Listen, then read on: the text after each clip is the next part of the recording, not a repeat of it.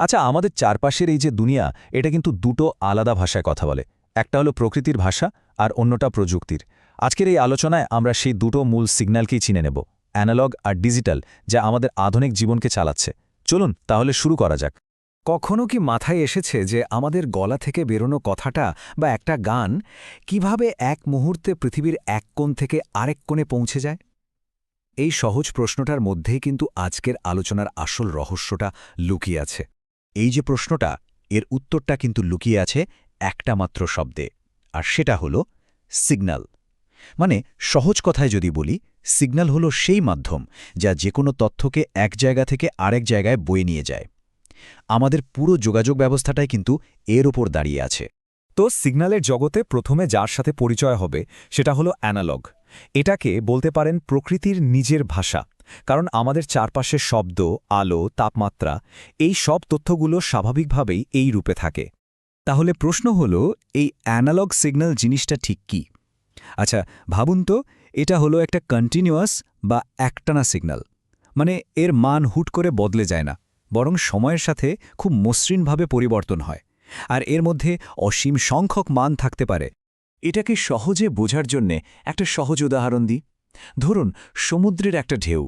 ঢেউটা যেমন খুব মসৃণভাবে ওঠানামা করে, অ্যানালগ সিগন্যালও ঠিক সেভাবেই চলে। এই ছবিটাই এর মূল বৈশিষ্ট্যকে সবচেয়ে ভালোভাবে তুলে ধরে।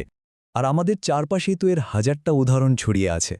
এই যে আমরা কথা বলছি, আমাদের গলার স্বর, কিংবা ধরুন থার্মোমিটারের পারদ যেভাবে ওঠানামা করে তাপমাত্রা দেখায়, এমনকি পুরনো দিনের রেডিওর সিগন্যাল, এগুলো সবই কিন্তু অ্যানালগ।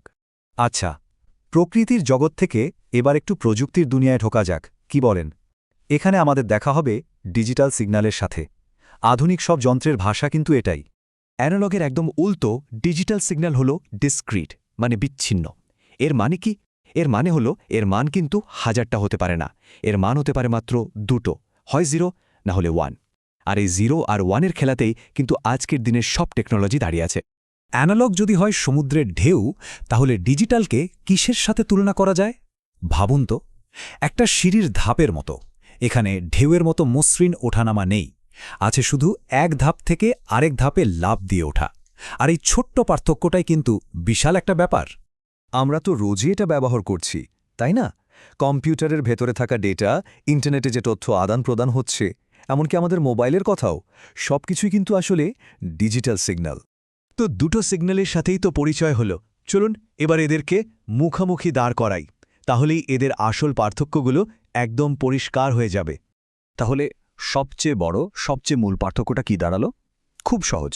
অ্যানালগ হলো কন্টিনিউয়াস, মানে একটানা, আর ডিজিটাল হলো ডিসক্রিট, মানে ধাপে ধাপে ভাঙা। এই একটা পয়েন্ট মাথায় রাখলেই বাকি সবকিছু বোঝা সহজ হয়ে যাবে।